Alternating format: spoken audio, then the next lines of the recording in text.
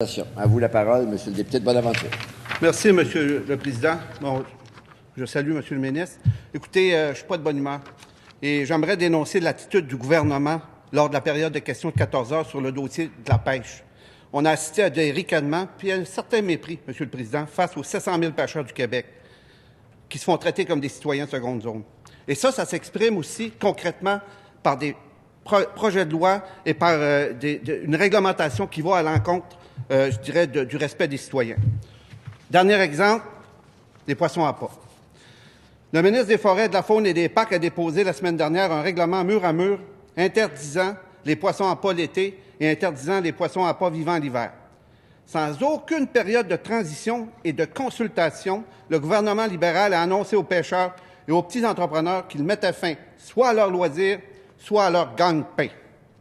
Le gouvernement ne semble pas se soucier des nombreux villages qui vivent la pêche blanche au Québec. À titre d'exemple, la pêche blanche est 204 000 pêcheurs sur glace et on parle des revenus d'environ 42 millions de dollars.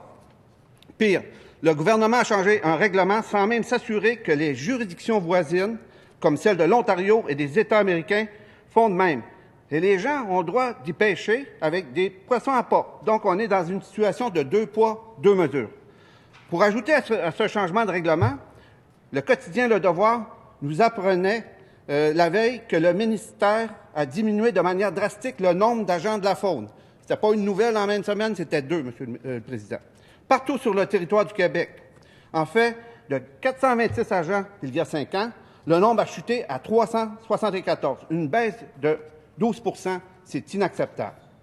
En résumé, pas d'argent pour surveiller, pas d'argent pour contrôler. Alors, on interdit tout simplement la pêche avec les poissons à pas pour ne pas avoir à investir dans l'embauche d'agents de la faune.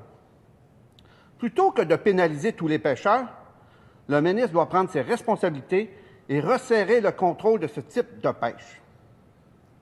Si le gouvernement n'est pas capable de présenter un véritable plan pour lutter contre les espèces envahissantes, bien qu'il n'en fasse pas porter l'odieux à la pêche blanche et à l'utilisation du poisson à pas au Québec. La semaine passée, ils étaient une centaine de pêcheurs et d'industriels à être mobilisés pour se faire entendre en contre-cœur, en Montérégie. C'est un véritable cri du cœur qu'ils ont lancé pour que le gouvernement les écoute. Le milieu de la pêche est unanimement contre le règlement du gouvernement. J'ai en main des résolutions et des communiqués de presse ici. Les pourvoyeurs sont contre. Les pêcheurs sont contre. Mener Québec est contre. L'aire faunique communautaire du lac Saint-Pierre est contre.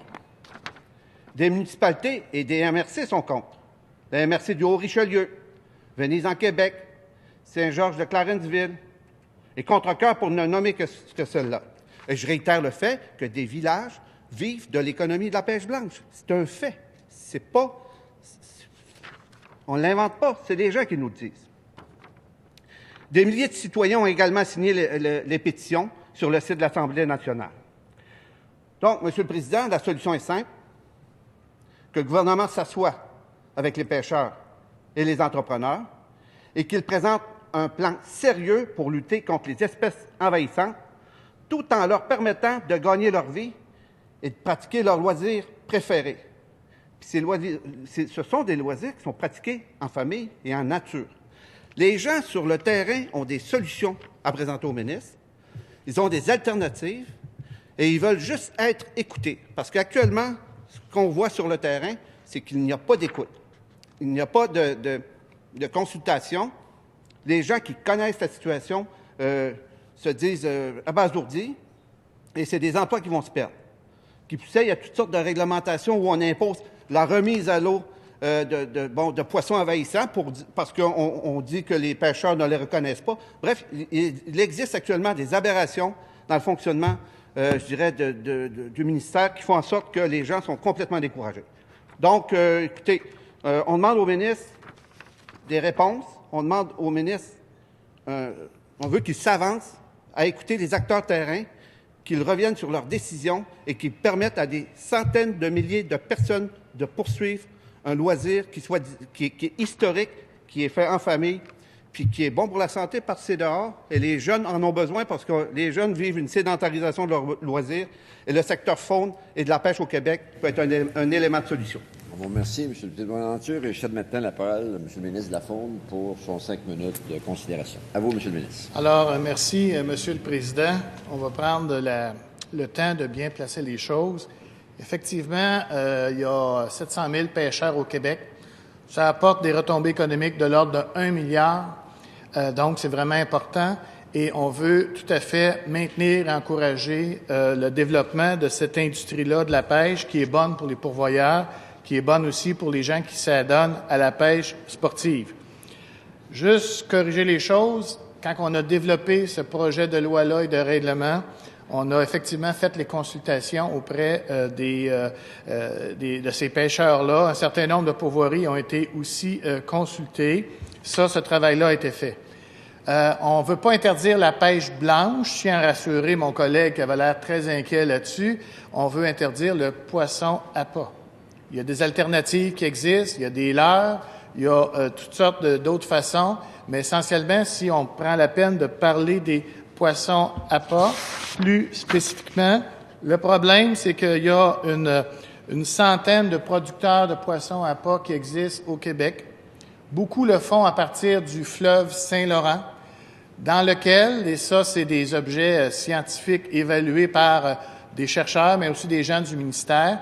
On a partagé les expertises. On était à l'interne parce qu'on a des experts, des gens qui ont des doctorats en biologie, qui sont spécialisés dans de telles analyses, mais on a aussi consulté à l'externe du ministère pour arriver à la conclusion que, par des tests d'ADN, on a sélectionné et identifié la carte des roseaux. C'est un des premiers arguments, c'est pas le seul, mais quand on prend des petits poissons appât à même le fleuve Saint-Laurent, à ce moment-là, il y a des espèces non indigènes qui s'ajoutent. Autre chose qu'on a, donc des non indigènes, ça fait partie de la carte des roseaux, mais aussi d'autres types de poissons qu'on retrouve, dans le fond, pas au Québec, mais qui ont été introduits, soit par la rivière Hudson qui vient du côté de New York, ou soit encore par les Grands Lacs. Donc, tout ça s'est retrouvé dans le fleuve Saint-Laurent. On a fait également l'analyse des viviers dans lesquels on entretenait ces poissons-là, dans lesquels, malheureusement, on a trouvé des organismes pathogènes. En fait, sur l'ensemble des viviers qu'on a analysés, il y en a le quart, soit 24 des viviers dans lesquels on a identifié des organismes pathogènes. Les organismes pathogènes, si on prend les viviers, parce que souvent les bateaux arrivent, c'est dans l'intérieur des viviers, et une fois qu'on a fini notre pêche, on peut jeter les viviers à l'eau dans les lacs et contaminer des lacs. Donc le problème vient de là. On pourrait envoyer des organismes pathogènes, puis on pourrait envoyer des espèces non indigènes, dont de la carpe des roseaux qui a été identifiée dans le fleuve Saint-Laurent. Si c'était que ça, on n'aurait pas d'inquiétude, mais la carpe des roseaux a été identifiée par des tests positifs par les chercheurs, notamment Louis Bernatchez, mais aussi par l'expertise qu'on a de nos propres chercheurs au ministère, qui remontaient la rivière Richelieu notamment. Donc, il y a un réel danger, et c'est à ça qu'on s'adresse quand on a développé le principe de défendre les poissons vivants dans l'ensemble de nos lacs.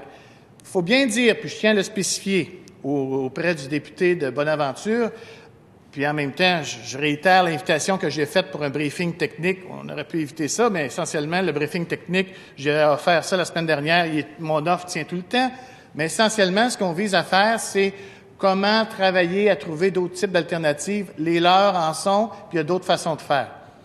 Je dis bien, puis je le répète, que c'est pas d'interdire la pêche blanche ou même la pêche sportive en été, c'est juste de l'encadrer.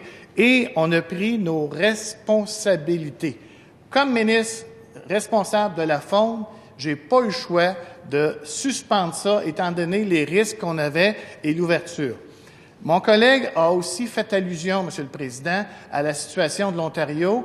L'Ontario est en train de faire cette consultation-là. Il a décrété à la fin février, je n'ai pas la date précise, a entamé à la fin février un processus de réflexion visant à revoir l'encadrement de l'utilisation des poissons appât. Oui, Il me reste 30 secondes. Essentiellement, toute l'expertise qu'on a mis, ça n'a pas été une décision facile, mais on a décidé de la prendre avec beaucoup de courage et d'intérêt. Et je réoffre à mon collègue le briefing technique qu'on n'a pas pu donner encore. Merci. Je vous laisse maintenant, M. le député de Bonaventure, vos 2 minutes de réplique pour terminer ce débat de fin de séance. À vous la parole. Merci, M. le Président. Dans les briefings techniques, on a souvent la thèse et l'antithèse. Écoutez, cette décision est malheureusement une tuile de plus qui s'abat sur les adeptes de la faune depuis l'élection du gouvernement libéral.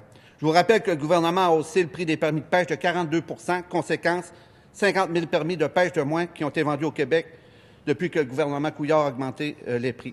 On a également augmenté les baux de villégiature sur les terres publiques de 530 %. Donc, la capacité d'occupation du territoire faunique est diminuée.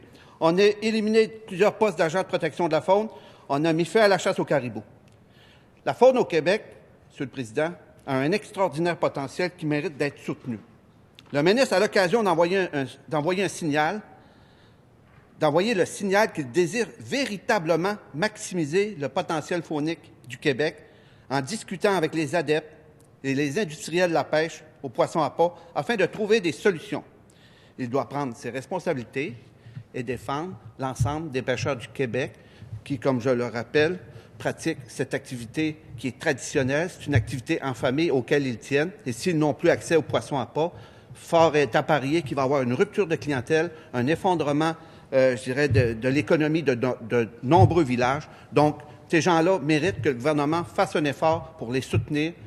Ils nous disent qu'ils sont le gouvernement des régions, mais qu'ils le démontrent et qu'ils fassent en sorte que le secteur faune se déploie à la hauteur de ses capacités, puis à la hauteur de l'intérêt que les citoyens ont pour ce genre d'activité-là. Merci beaucoup, M. le Président.